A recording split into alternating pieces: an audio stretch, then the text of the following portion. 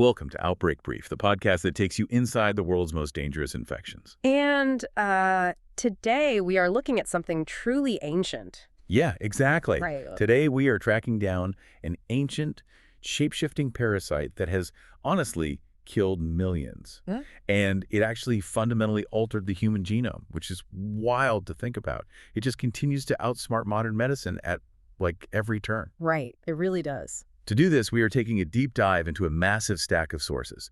We've got the latest 2024 World Health Organization reports. We have some fresh epidemiological models that project climate shifts and, well, some really cutting-edge genomic sequencing data of the pathogen itself. Our mission today is to extract the most critical insights from all this data and help you, the listener, understand exactly how humanity's oldest foe operates. And, when you look at these genomic reports side by side with the clinical data, a very clear very chilling picture emerges. We are not just fighting a static disease here. We are locked in a high-speed evolutionary arms race. Yeah, let's set the stage for that because the historical footprint of this pathogen is just staggering. Staggering is the word. Right. I mean, we're talking about documented descriptions of these bone-rattling cyclical fevers in Chinese medical texts dating all the way back to 2700 BC. Wow. And in ancient Greece, around 800 BC, it was a massive factor in the Roman Empire. They actually called it Roman fever. And if you think of this purely as like a tropical issue. Which a lot of people do, right? Exactly, they do. But think again, it was once entirely endemic in the United Kingdom. Yeah, right, in England. They called it March fever, or ague, and it was a daily terror for anyone living near the wetlands of the fens. So this isn't new. No, the historical texts are fascinating, but the biological record is where the true scale of this threat becomes clear. This pathogen is an evolutionary sculptor. A sculptor. Let's unpack that. Yeah, so over millennia, it has applied such intense, lethal pressure on the human population that it literally forced our DNA to mutate. That is just crazy to me. It is. If you look at the sickle cell trait or thalassemia or a specific enzyme deficiency known as G6PD deficiency. G6PD, right. Right. These genetic variations persisted in our genome for one primary reason. They alter the red blood cell environment, making it incredibly hostile for this specific parasite to replicate. I want to pause on that because the implications for you and me are just wild. Yeah. You're saying the lethal pressure from this pathogen was so brutal that human genetics adapted by embracing potentially severe blood disorders like sickle cell just to survive it. Just to survive, So exactly. this isn't merely an infection we catch. That is a massive evolutionary bottleneck. Yes. So this isn't just a disease we catch. It's a predator that literally forced human DNA to evolve just to survive it. It absolutely is a bottleneck. Having a single copy of the sickle cell gene alters the physical tension and the hemoglobin structure of the red blood cell, and that mechanically disrupts the parasite's ability to hijack the cell. We essentially traded one severe vulnerability for another, and the predator that forced that trade is malaria, caused by the Plasmodium parasite. Which brings us to the biology. From reading through our sources, it's really clear Plasmodium is not your standard viral or bacterial threat. At all. Not at all. It's a highly complex eukaryote. Right, and that genomic complexity seems to be the root of our struggle. I mean, a virus might have, a dozen genes? Yeah, roughly, give or take. But Plasmodium has 14 chromosomes and thousands of genes. It possesses this cellular machinery that allows it to radically shape-shift through entirely different life stages. And to complicate things further, there isn't just one malaria. Right, there's a whole family. Exactly. We are primarily dealing with the big 5 species that infect humans. Looking at the epidemiological data, it seems like Plasmodium falciparum and Plasmodium vivax are clearly the heavy hitters here. But they seem to operate like completely different diseases. It's like fighting a villain with 5 distinct personalities, right? Does that mean the medical approach has to constantly shift depending on which personality we're dealing with? That is a crucial distinction to make, and yes, it totally changes our approach. Falciparum is the absolute most lethal species. Okay. It's responsible for about 97% of global cases, and it's driving the massive mortality burden in the African continent. It is a rapid, aggressive blood destroyer. And Vivax. Vivax, however, is the most geographically widespread. It dominates outside of sub-Saharan Africa. It's less immediately lethal, but it possesses a terrifying biological trick to ensure its long-term survival. We'll get to that. Right, the sleeper agent thing. Exactly. And then you have oval, Malaria, and Knowlesi. Knowlesi is the monkey one. Yes, it's a macaque parasite currently spilling over into human populations in Southeast Asia, so the landscape is very diverse. That sheer complexity of 5 different species with thousands of genes really explains a lot about the roller coaster of our recent history. Because in the early 2000s, it looked like we were actually winning. We were making huge strides. Right, between 2000 and 2015, massive global funding, the rollout of artemisinin-based therapies, and insecticide-treated bed nets averted a staggering 2.1 billion cases. Billion with a B. Yeah. Nearly 11.7 million lives were saved. That is monumental. It was a golden era of public health intervention. We apply overwhelming force. But if you look at the WHO data post-2015, that downward trend line hits a brick wall. But it totally stalls. It stalls and actually starts creeping back up. Why the sudden reversal? I read through the funding reports, and yes, global financial commitments plateaued.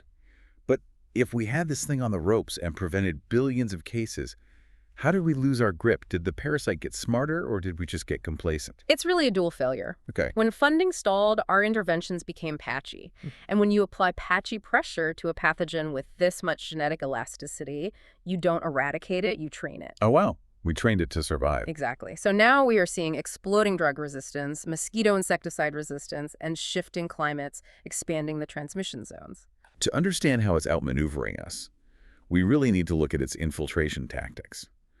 The transmission route relies on a highly specialized vector, which is the infective female Anopheles mosquito. Right. She is essentially a nocturnal assassin, primarily active between dusk and dawn. But the transmission isn't just a simple injection, is it? Far from it. When an infected mosquito takes a blood meal, she injects a form of the parasite called sporozoites directly into your skin and bloodstream. Okay. And these sporozoites exhibit a unique gliding motility. Motility? Yeah, they literally crawl through your tissue to find a blood vessel. Once inside, they have a single destination, which is the liver, and they reach it within minutes. And wait, it's not just mosquitoes, right? You can get it from blood transfusions or shared needles, too. Yes, or vertically from mother to fetus, though the mosquito is by far the primary engine. Right, which initiates the incubation period. Yeah. So for 7 to 15 days, sometimes way longer, the patient feels absolutely nothing. Nothing at all. But inside the liver, a massive replication is happening. A dozen sporozoites can multiply into tens of thousands of merozoites just waiting to burst out. And this is where Vivax pulls off that biological trick you mentioned earlier. Yes. Plasmodium vivax and Plasmodium ovale have evolved a mechanism to deploy what are essentially sleeper cells. Sleeper cells. We call them hypnozoites. Hypnozoites. Right. Through epigenetic silencing, a subset of the parasites entering the liver just power down. They enter a state of deep dormancy within the liver cells. So it's literally a sleeper agent. You could leave the jungle, go back to your normal life, and years later the parasite just wakes up and attacks. Exactly. I find this mechanism deeply unsettling. You could be on an expedition, get bitten, and take a standard anti-malarial that clears your blood. You fly home to London or New York, totally healthy. And then months or even years later, an environmental trigger wakes that hypnozoid up, and you suddenly experience a massive, life-threatening malaria relapse in a city with 0 infected mosquitoes. It makes eradication incredibly difficult. You have this hidden reservoir of parasites hiding inside healthy human populations, completely invisible to the immune system and invisible to most drugs. So with these diverse infiltration methods, who is actually bearing the brunt of the disease right now? Because the geography is stark. The WHO African region carries roughly 95% of all global malaria cases and deaths. It's a massive geographic burden. And over half of those deaths are concentrated in just 3 countries: Nigeria, the Democratic Republic of the Congo, and Niger. And if we drill down into the demographics, the tragedy really deepens. Children under 5 years old account for roughly 75% of all malaria deaths in that region. 75%. That is just heartbreaking. And pregnant women are highly vulnerable too, right? Very much so. It leads to premature delivery, low birth weight, and severe maternal disease. The parasite actually sequesters in the placenta. Which brings up a critical question about immunity. If you grew up in a malaria-endemic country, shouldn't you eventually have a permanent shield of immunity? Like, you know how it works with measles. You'd think so, but no. Because Plasmodium is constantly changing its surface proteins. What the human body develops over years of repeated infection is something called premunition. Premunition. Yeah, it's a state of partial clinical immunity. It doesn't prevent infection entirely, but it keeps the parasite load low enough that you don't develop severe, deadly disease. Okay, that makes sense. However, premunition requires constant, continuous exposure to infected mosquito bites to maintain. Oh, I see. Which perfectly explains the immense danger surrounding the VFR phenomenon, travelers visiting friends and relatives. That's right. If you grow up in an endemic region, survive childhood, and build that partial immunity, you might eventually emigrate to a malaria-free country in Europe or North America. Right. Within a few short years of leaving, your hard-won premunition rapidly decays. But because these individuals remember having mild malaria as kids, they often skip taking chemoprophylaxis when they return home to visit family. They think they're still immune. Exactly. They get bitten, and because their immune system has essentially forgotten the parasite, they are hit with severe, life-threatening malaria. Let's talk about what that looks like, because the onset of malaria is famously deceptive. The early symptoms, fever, chills, myalgia, fatigue, are entirely nonspecific. It looks and feels exactly like the flu, making it dangerously easy to misdiagnose. And that mimicry is deadly. If a returning traveler goes to a clinic in a non-endemic area, a doctor might easily misdiagnose it as a routine viral infection and just send them home to rest. Right. If that patient is infected with Plasmodium falciparum, that delay can be fatal. I was reading about the specific mechanism falciparum uses once it enters the blood stage, and it is horrifying. It doesn't just burst red blood cells, it weaponizes them. It does. Yeah. Once falciparum invades a red blood cell, it produces a specific protein called PFEMP1 and exports it to the outer surface of the human red blood cell. This forms literal physical knobs on the cell exterior. These knobs act like Velcro, binding tightly to the endothelial receptors on the walls of your microscopic blood vessels. We call this sequestration. It's like causing a massive traffic jam in your tiniest blood vessels. Yeah. I'm assuming it does this to anchor the red blood cell to the vessel wall so it doesn't get swept away into the spleen, where the immune system would normally filter it out and destroy it. That is the exact evolutionary advantage for the parasite. But the consequence for the human host is catastrophic. Right. This sequestration cuts off blood flow in the microvasculature of major organs. It leads to impaired consciousness, convulsions, respiratory distress, and a condition historically called black water fever. Black water fever. Yeah. Because of the urine. Yes. Massive red blood cell destruction causes dark, bloody urine as the kidneys fail. It causes jaundice and severe anemia. With symptoms escalating that fast and organ failure setting in, diagnosis is quite literally a ticking clock. But how fast does this escalate? Untreated severe falciparum can kill within 24 hours. 24 hours. Wow. So the traditional gold standard for diagnosis is the thick and thin blood smear under a microscope.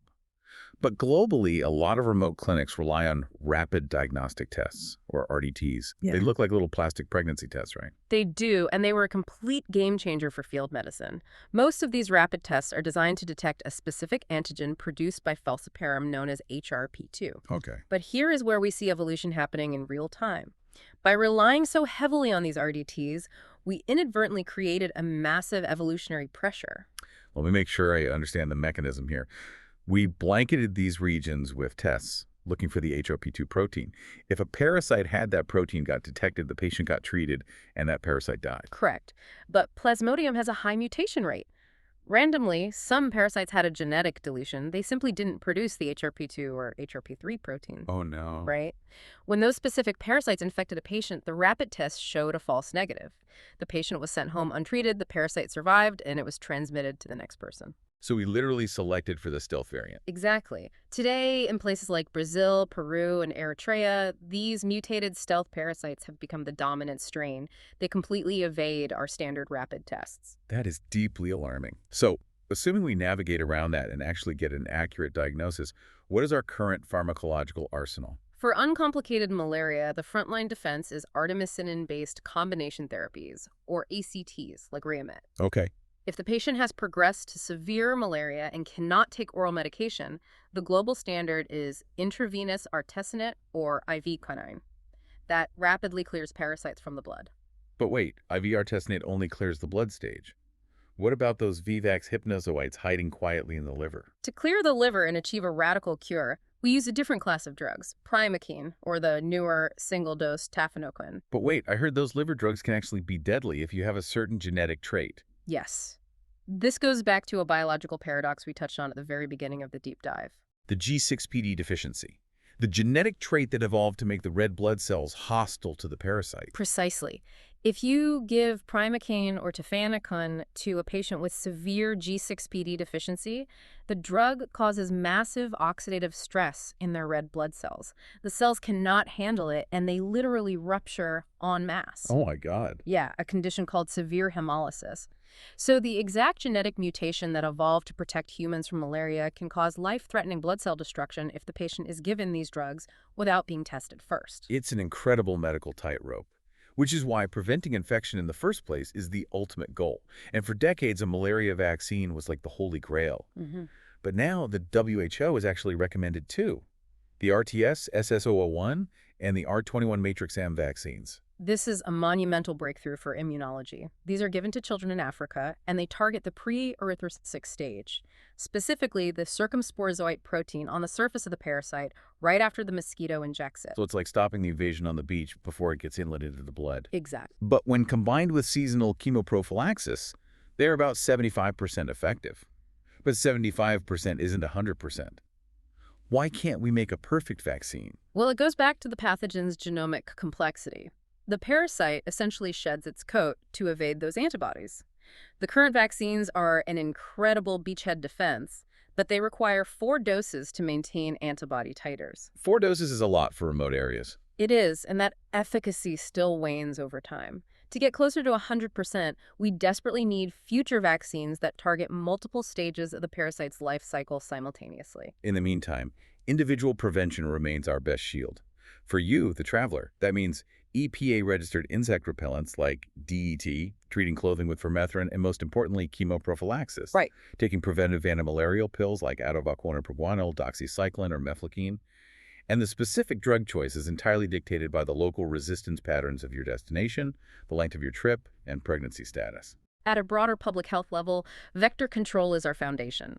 Insecticide-treated nets, or ITNs, and indoor residual spraying interrupt the mosquitoes' feeding and resting cycles. And we also protect non-endemic areas through strict blood donation deferrals, right? Yes. If you resided in an endemic area, you are typically deferred from donating blood for up to 3 years to ensure no dormant parasites are accidentally transfused into a vulnerable patient. Now, with all the side effects of these prophylactic drugs like the infamous vivid dreams from mefloquine, why shouldn't a traveler just pack a treatment dose and take it only if they get sick? That is a wildly dangerous gamble. We strongly push back against that. Really? Yes. Treatment is a temporary measure, and a delayed diagnosis can be fatal. If you rely purely on self-diagnosis, you are assuming you will correctly distinguish a lethal falciparum infection from traveler's diarrhea or a mild flu. Given the sequestration mechanism we discussed, by the time you realize how sick you are, you might be slipping into a coma. Prevention is always superior. Prevention over rescue, every time. So, zooming out to the macro level, what is the current scoreboard in this ancient war? Looking at the 2024 WHO data, the global burden stood at 282 million cases. Wow. And 610,000 deaths. That is an increase of 9 million cases from 2023. And non-endemic countries are feeling the pressure too. The UK recorded 2,093 imported cases in 2023, which is the highest in 25 years. The global situation is undeniably precarious. However, we cannot ignore the pockets of hope. The silver linings. Yes. Since 2017, 14 countries have been certified malaria-free by the WHO, including recent victories in Cabo Verde, Egypt, Belize, and Tajikistan. Elimination is biologically possible. But the future of this fight is going to require adapting to a changing villain. Our sources outline 3 terrifying future threats. First, partial artemisinin drug resistance is spreading in East Africa, places like Eritrea, Rwanda, and Uganda. Second, mosquitoes are rapidly becoming resistant to insecticides. And the third threat might be the most destabilizing, Anopheles stephensi. The urban mosquito. Right. This is an invasive mosquito species originally from Asia. Unlike native African mosquitoes that thrive in rural, muddy environments, stephensi thrives in concrete urban centers. It endures incredibly high heat, and it is rapidly expanding into densely populated African cities. Add climate change to that equation, and the map shifts entirely. Changing climates could bring Plasmodium vivax transmission back to southeast England by 2030. So the villain isn't just mutating its biology, it's packing its bags, learning to love city life, and moving back to places it hasn't lived in for a century. How do we out-innovate a pathogen that evolves this fast? Well, the cutting edge of research is looking at genetic engineering, specifically CRISPR gene drive. Editing the mosquito itself. Exactly. Releasing genetically modified mosquitoes engineered to be either sterile or completely incapable of hosting the parasite. But if we deploy a CRISPR gene drive, we are making a unilateral decision to artificially extinguish an entire species in the wild. It is the ultimate silver bullet, but the ecological and ethical ramifications are staggering. Despite all our technological advancements, our greatest public health battle is still against a microscopic organism and a tiny flying insect. We are in constant evolutionary arms race, and the moment we pause our funding or focus, the parasite reclaims its territory. It's a debate that will define the next decade of public health. Stay informed, stay prepared. This has been Outbreak Brief.